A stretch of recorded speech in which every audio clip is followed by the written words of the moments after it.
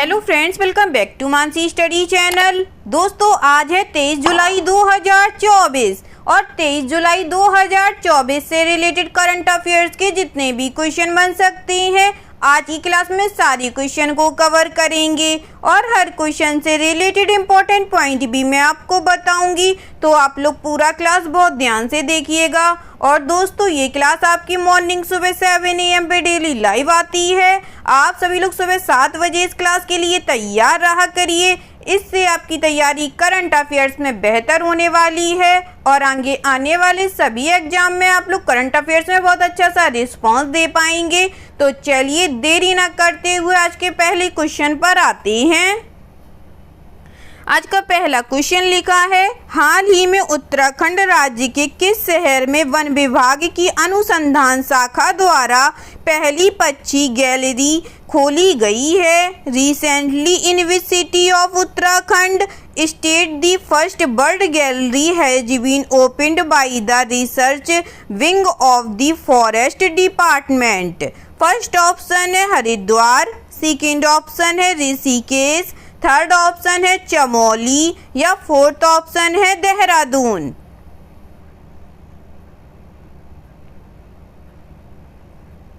जल्दी से बताइएगा दोस्तों, हाल ही में उत्तराखंड राज्य के किस शहर में वन विभाग की अनुसंधान शाखा द्वारा पहली पक्षी गैलरी खोली गई है? इस क्वेश्चन का जो राइट आंसर हो जाएगा फ्रेंड्स, वह है हमारा ऑप्शन नंबर डी, देहरादून में। चलिए इससे रिलेटेड इंपॉर्टेंट पॉइंटों को पढ़ते हैं। वन विभाग की अनुसंधान शाखा द्वारा हाल ही में देहरादून में जॉली ग्रांट हवाई अड्डे के पास राज्य की पहली पक्षी गैलरी खोली गई। गैलरी का उद्देश्य आगंतुकों को क्षेत्र की समृद्ध पक्षी जैव विविधता और नाजुक हिमालयी पारिस्थितिकी तंत्र में पक्षियों की महत्वपूर्ण भूमिका के बारे में जानकारी देना है। यह गैलरी प्रकृति शिक्षा केंद्र का एक हिस्सा है जो वन विभाग के अनुसंधान प्रयासों का एक महत्वपूर्ण घटक है। आगंतुक राज्य की पक्षी प्रजातियों की 250 से अधिक तस्वीरें देख सकते हैं। गैलरी में उत्तराखंड के जंगलों से रिकॉर्ड की गई चहचहाट की आवाज़ें भी शामिल हैं। ठीक है दोस्तों, चलिए आगे बढ़ते हैं और नेक्स्ट क्वेश्चन देखते हैं।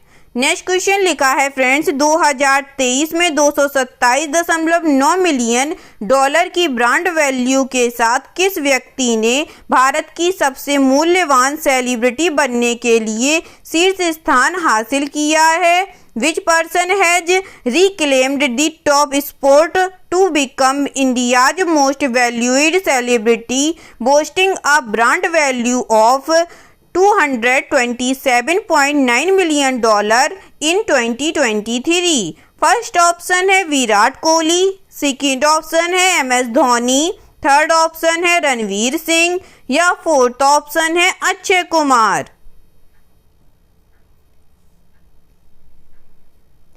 बताइएगा दोस्तों, इस क्वेश्चन का राइट आंसर क्या हो जाएगा?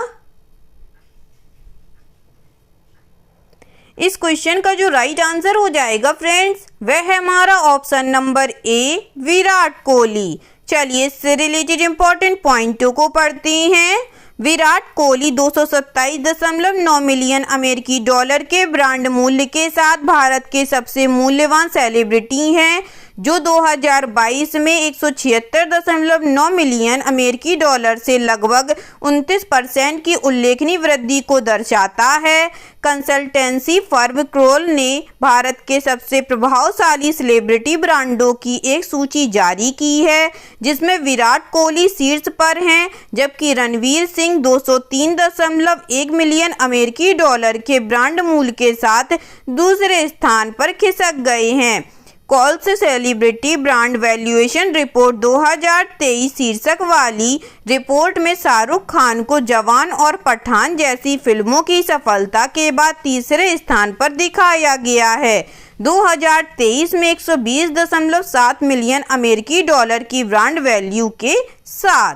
ठीक है दोस्तों, चलिए आगे बढ़ते हैं और नेक्स्ट क्वेश्चन देखते हैं।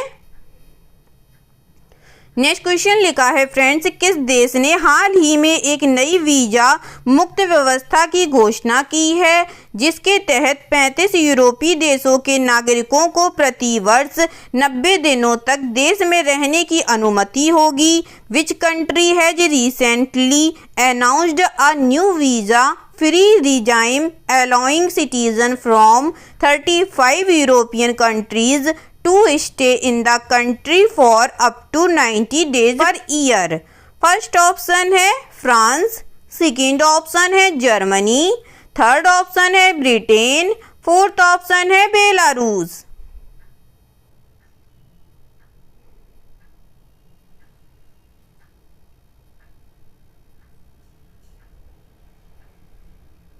बताइएगा दोस्तों, किस देश ने हाल ही में एक नई वीजा मुक्त व्यवस्था की घोषणा की है जिसके तहत 35 यूरोपीय देशों के नागरिकों को प्रति वर्ष 90 दिनों तक देश में रहने की अनुमति होगी।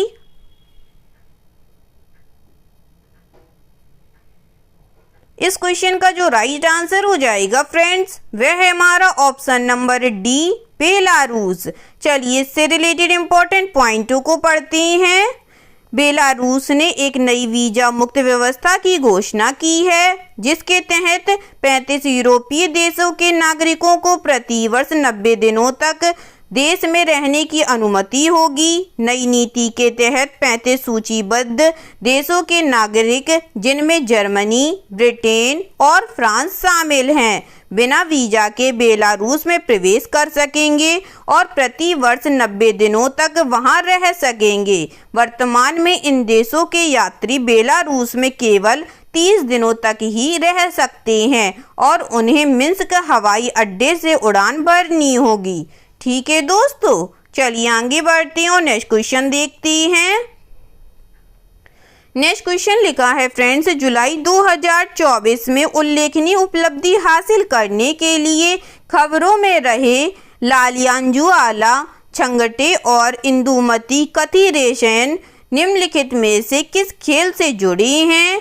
लालियांजुआला, Chhangte and Indumathi Kathiresan, who were seen in news in July 2024 for achieving a remarkable achievement, is associated with which of the following sport?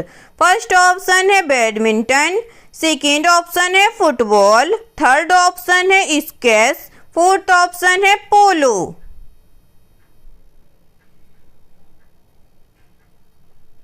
बताइएगा दोस्तों, इस क्वेश्चन का राइट आंसर क्या हो जाएगा?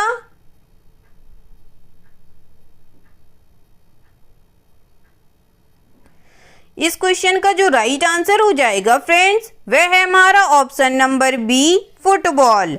चलिए इससे रिलेटेड इंपॉर्टेंट पॉइंटों को पढ़ते हैं। भारत और मुंबई सिटी एफसी के विंगर लालियांजुआला, चांगटे और राष्ट्रीय महिला टीम की मिडफील्डर इंदुमती कथिरेशन ने क्रमशः अखिल भारतीय फुटबॉल महासंघ के सर्वश्रेष्ठ पुरुष और महिला खिलाड़ी का पुरस्कार जीता। ये पुरस्कार राष्ट्रीय फुटबॉल महासंघ द्वारा आयोजित एक समारोह में प्रदान किए गए।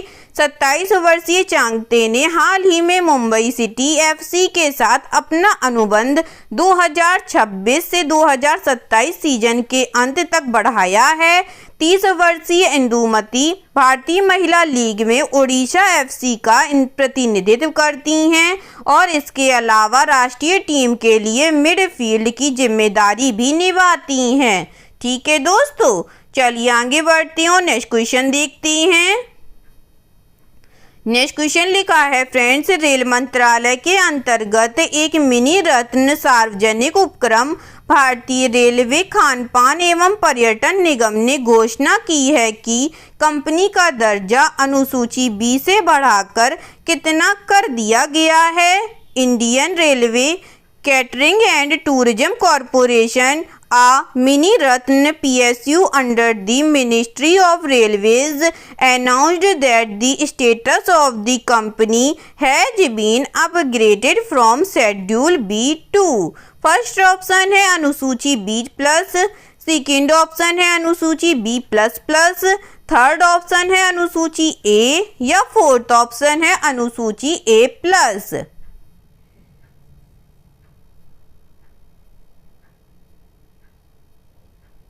जल्दी से बताइएगा दोस्तों, इस क्वेश्चन का राइट आंसर क्या हो जाएगा।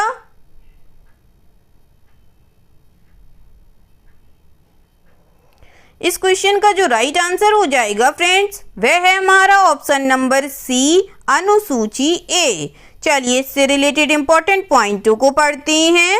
रेल मंत्रालय के अधीन एक मिनी रत्न सार्वजनिक क्षेत्र उपक्रम भारतीय रेलवे खान पान एवं पर्यटन निगम ने घोषणा की है कि कंपनी का दर्जा अनुसूची बी से बढ़ाकर अनुसूची 1 कर दिया गया है।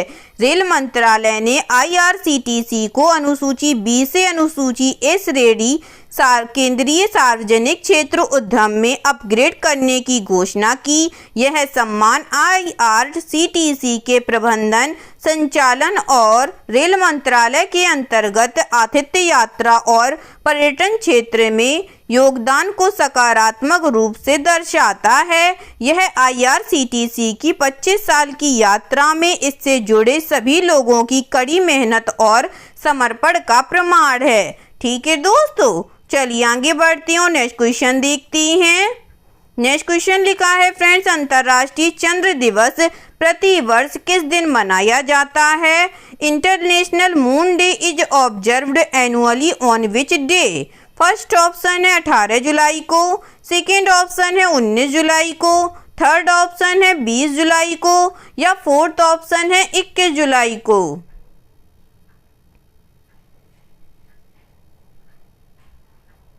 जल्दी से बताइएगा दोस्तों, अंतर्राष्ट्रीय चंद्र दिवस प्रति वर्ष किस दिन मनाया जाता है।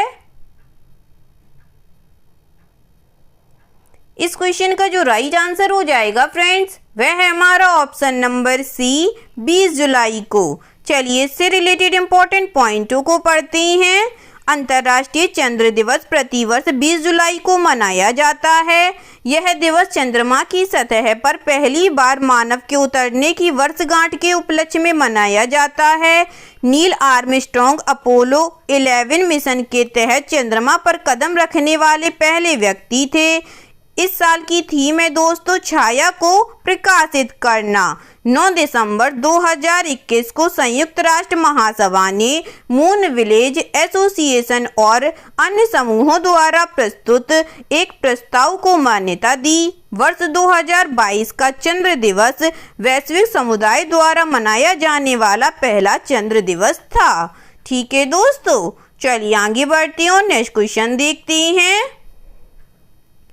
नेक्स्ट क्वेश्चन लिखा है फ्रेंड्स, भारतीय रिजर्व बैंक RBI ने व्हाइट लेवल ATM के शुल्क ढांचे की समीक्षा के लिए एक समिति गठित की है। इस समिति की अध्यक्षता कौन करेगा। The Reserve Bank of India has set up a committee to review the fee structure for white level ATMs। Who will chair the committee. First option है सिद्धार्थ मोहंती, सेकेंड ऑप्शन है सुनील मेहता, थर्ड ऑप्शन है T रविशंकर या fourth option है अरुण गोयल।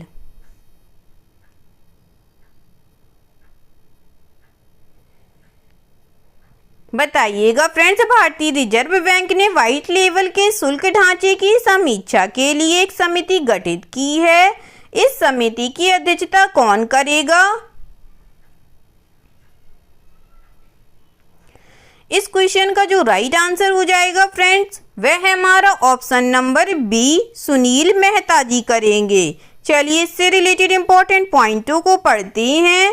भारतीय Reserve Bank ने white level ATM के शुल्क ढांचे की समीक्षा के लिए एक समिति गठित की है। समिति की अध्यक्षता भारतीय बैंक संघ के मुख्य कार्यकारी अधिकारी सुनील मेहता करेंगे। यह समिति मौजूदा नीतियों और प्रथाओं का मूल्यांकन करेगी, जिसका उद्देश्य एक निष्पक्ष और टिकाऊ मॉडल की सिफारिश करना है, जो सभी हितधारकों के हितों को संतुलित करता है। शुल्क संरचना, मौजूदा ATM, बुनियादी ढांचे और अंतर्राष्ट्रीय सर्वोत्तम प्रथाओं पर मूल्यांकन किया जाएगा। ठीक है दोस्तों, चलिए आगे बढ़ते हैं, नेक्स्ट क्वेश्चन देखते हैं। नेक्स्ट क्वेश्चन लिखा है फ्रेंड्स, भारतीय विमानपत्तन प्राधिकरण ने किस शहर में ग्रीनफील्ड हवाई अड्डे के विकास के लिए राजस्थान सरकार और नागरिक उड्डयन विभाग के साथ एक समझौते पर हस्ताक्षर किए हैं? The Airports Authority of India has signed an agreement with the Rajasthan government and the Civil Aviation Department for the development of a greenfield airport in which city? First option है उदयपुर, सेकंड ऑप्शन है Jaipur, third option है Kota, fourth option है बीकानेर।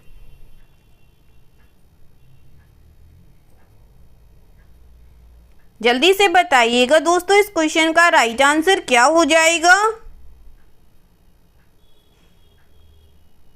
इस question का जो right answer हो जाएगा friends, वह है हमारा ऑप्शन नंबर सी, कोटा। चलिए इससे रिलेटेड इंपॉर्टेंट पॉइंटों को पढ़ते हैं।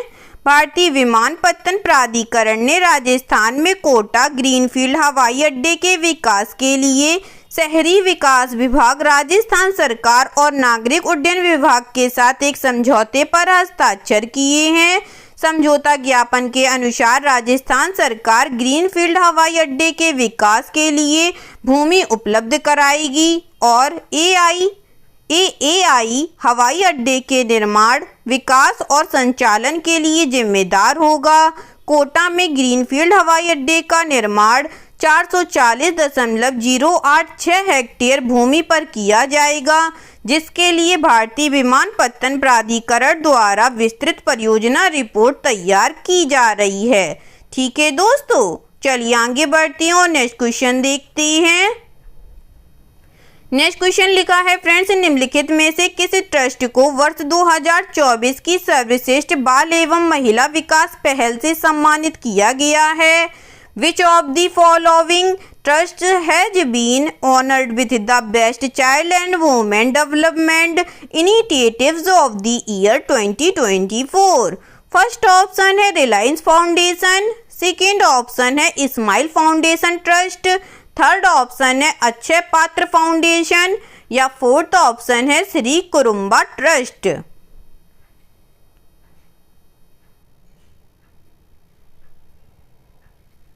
बताइएगा दोस्तों, निम्नलिखित में से किस ट्रस्ट को वर्ष 2024 की सर्वश्रेष्ठ बाल एवं महिला विकास पहल से सम्मानित किया गया है? इस क्वेश्चन का जो राइट आंसर हो जाएगा फ्रेंड्स, वह है हमारा option number D, Shri Kurumba trust. चलिए इससे रिलेटेड इंपॉर्टेंट पॉइंटों को पढ़ते हैं। शोभा ग्रुप की CSR शाखा Shri Kurumba education and charitable trust को वर्ष 2024 की सर्वश्रेष्ठ बाल और महिला विकास पहल से सम्मानित किया गया है। यह प्रतिष्ठित सम्मान गुड़गांव के हयात रीजेंसी में आयोजित ग्लोबल CSR सस्टेनेबिलिटी और ESG अवार्ड 2024 में प्रदान किया गया। यह कार्यक्रम मार्केटिंग और ब्रांड हॉन्सोस द्वारा आयोजित किया गया था और इसमें उद्योग जगत के अग्रणी और सामाजिक उत्तरदायित्व के चैंपियन एक साथ आए थे। ठीक है दोस्तों, चलिए आगे बढ़ते हैं और आज का लास्ट क्वेश्चन देखते हैं। आज का लास्ट क्वेश्चन लिखा है फ्रेंड्स, हाल ही में किस देश ने एक नया पृथ्वी अवलोकन उपग्रह गाओफेन 1105 लॉन्च किया है? Which country has recently launched a new earth observation satellite Gaofen 1105? First option है चीन, सेकेंड ऑप्शन है जापान, थर्ड ऑप्शन है पाकिस्तान, फोर्थ ऑप्शन है रूस।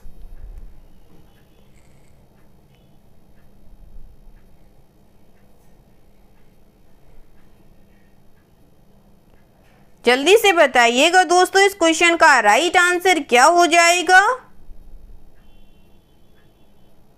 इस क्वेश्चन का जो राइट आंसर हो जाएगा फ्रेंड्स, वह है हमारा ऑप्शन नंबर ए, चीन देश ने। चलिए इससे रिलेटेड इंपॉर्टेंट पॉइंटों को पढ़ते हैं। चीन ने उत्तरी चीन के शांक्सी प्रांत स्थित ताइयुआन उपग्रह प्रक्षेपण केंद्र से एक नया पृथ्वी अवलोकन उपग्रह अंतरिक्ष में भेजा है।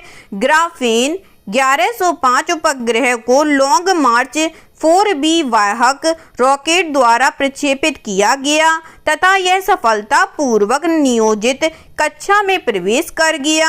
इस उपग्रह का उपयोग भूमि सर्वेक्षण, शहरी नियोजन, सड़क नेटवर्क डिजाइन और फसल उपज अनुमान सहित विभिन्न क्षेत्रों में किया जाएगा।